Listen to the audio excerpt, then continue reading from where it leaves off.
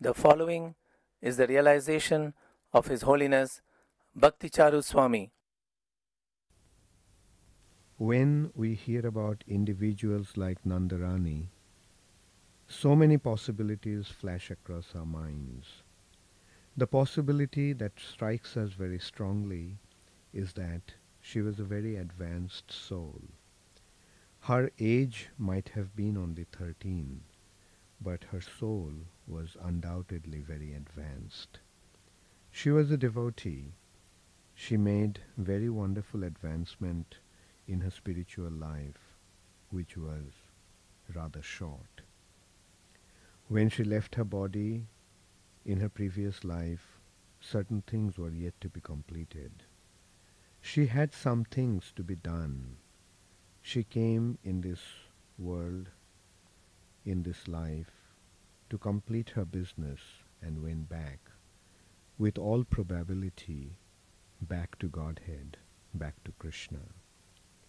For her, it has been wonderful, but for those of us who are left behind, it is painful, because we are deprived of our association. However, we should consider that she is so wonderfully situated now. She is with Krishna. She is in Vrindavan. She is serving Krishna with all the other associates of Krishna. She is doing so many things for Krishna. When Krishna goes to the field to take the cows for grazing, she waits with the other gopis for Krishna to come back. And when she sees that Krishna's cows are coming back, and she hears the sound of the mooing of the cows and the flying of the dust and the laughter of the cowherd boys, and when she sees the cowherd boys in excitement, she starts to dance and runs to have a better glimpse of Krishna. Thereafter, she assists the gopis when they're bathing Krishna. After Krishna comes back home, and then when Krishna is taking prasad, she watches Krishna taking prasad with his cowherd boyfriends. Just by remembering all these, we can make spiritual advancement. Now we have two options. We can feel sad thinking what happened to her body, or we can become jubilant remembering what she is doing now in the spiritual sky. That is up to us, and as devotees, we go for the spiritual option, and we pray that we also can make such spiritual advancement, and someday we also can go back to the spiritual world to be with Krishna. After all, Srila Prabhupada, through his writings, through revealing the Vedic scriptures, made us understand that this material body is not important. This body is going to die.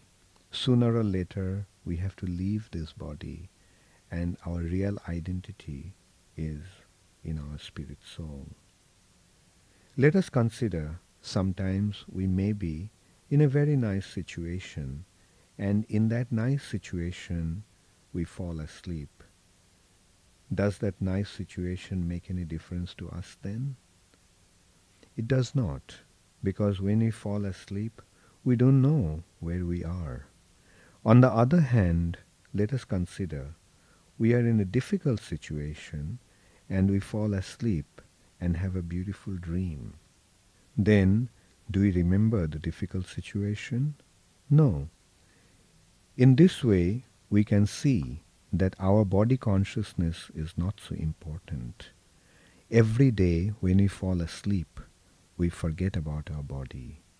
We leave our bodies. We don't know what is happening to our bodies then. Now, so-called death is also like falling asleep. The only difference between sleep and death is that in sleep we wake up in the same body, and in death we wake up in another body. Hence, if sleep is desirable, why shouldn't death be desirable? Death is not desirable because death is frightening. Death is painful because we do not know what is going to happen to us after death. We are not afraid of falling asleep because we are confident that we will wake up in the same body next morning. Now, if we get to understand with the right type of knowledge and awareness that after death also we will wake up in another body, then why should we be afraid of death? If we know that the next body is going to be a better one, and what to speak of if the next body is going to be spiritual one, then who will be afraid of death? If Krishna comes and calls us back to him, are we going to say no to him? Only those who are in ignorance will speak like that. However, those who are situated in knowledge, those who know Krishna, will see him, see that the Vishnudutas are coming and they are telling us that the chariot is ready to take us back to Godhead. So when we know that we have a better situation, which is going to be much better than this one, then why should we be worried? And that is the reality. It is not just imagination.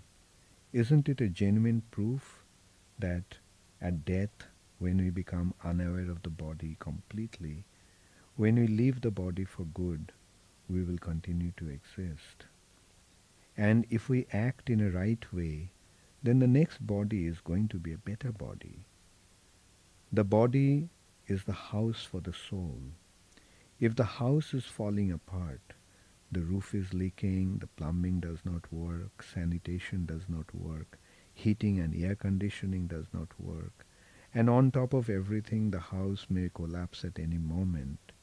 And at a time like that, if somebody comes and tells us to leave the house, and if we say we don't want to go, will it be intelligent?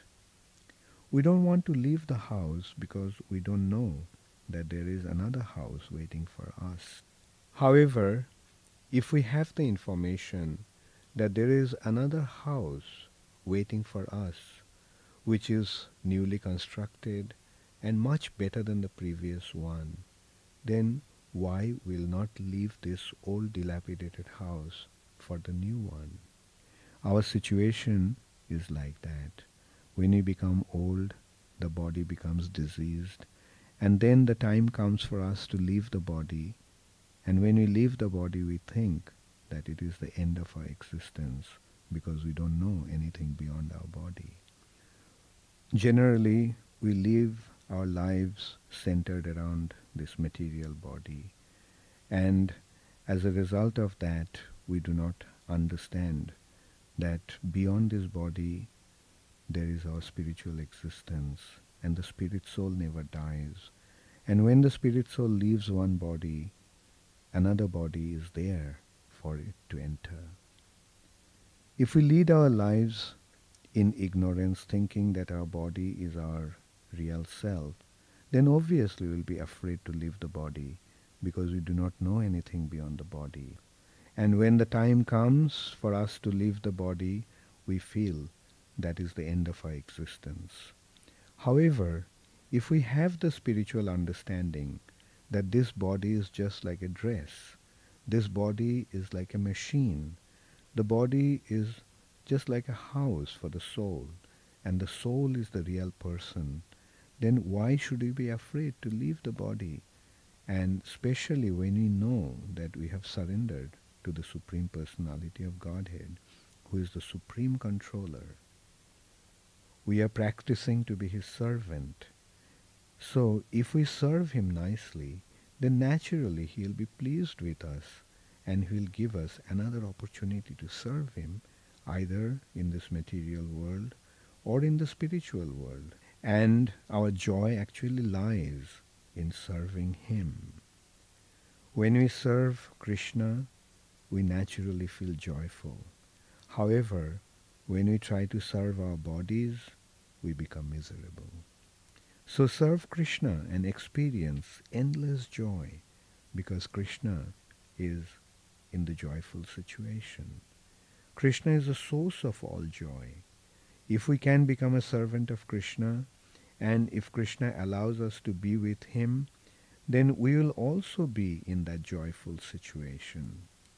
So this information is scientific and not just imagination as less informed people think it to be. We have a very wonderful source of information, Srila Prabhupada's books.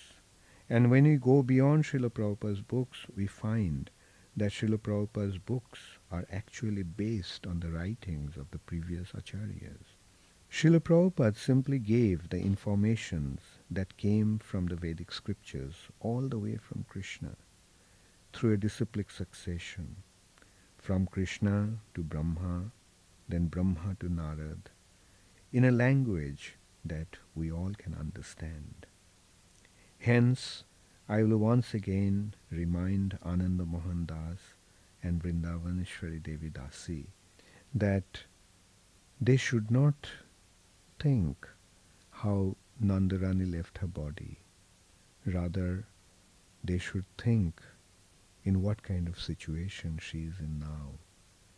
And that's how wonderful that situation actually is. To be with Krishna in the spiritual world, to render service to Krishna in the association of all the associates of Krishna.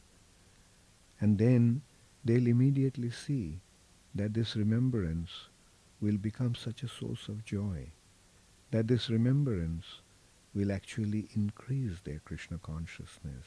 This remembrance will increase their faith in Krishna, and this remembrance will make them recognize that the spiritual reality is real, and this will help them to go back to the spiritual sky also. Devotees know that whatever they go through by Krishna's arrangement is for their own benefit. For example, a surgeon is operating on a patient. A layman will think, what is this man doing to him? He is killing him. However, a person in knowledge knows that the surgeon is not killing the patient, but he is actually saving him from misery, and he makes all the arrangement in such a way that the patient does not feel the pain. If a surgeon, while operating on a patient, makes so many wonderful arrangements so that his patient does not feel the pain, then what to speak of the supreme surgeon, Krishna? What kind of arrangements he will make while treating his patients so that they don't feel any pain? And what do the devotees see? Devotees see that in spite of going through all the difficulties, that person does not give up Krishna consciousness. Rather, he becomes stronger in his Krishna consciousness. Now, doesn't that act as a very wonderful example? If a person who is undergoing difficulties does not give up Krishna consciousness, then why should others give up? I will give you a very simple example. Look at what Anand Mohan and Vrindavaneswari are going through. Their only child had to live in such a painful and pathetic way, but they have tolerated it. How could they do that? This was possible because they have taken shelter of the holy name. They have taken shelter of the Supreme Personality of Godhead, Krishna. They are chanting his holy names, and they are associating with him through his holy name, as a result of which all their sufferings have been alleviated.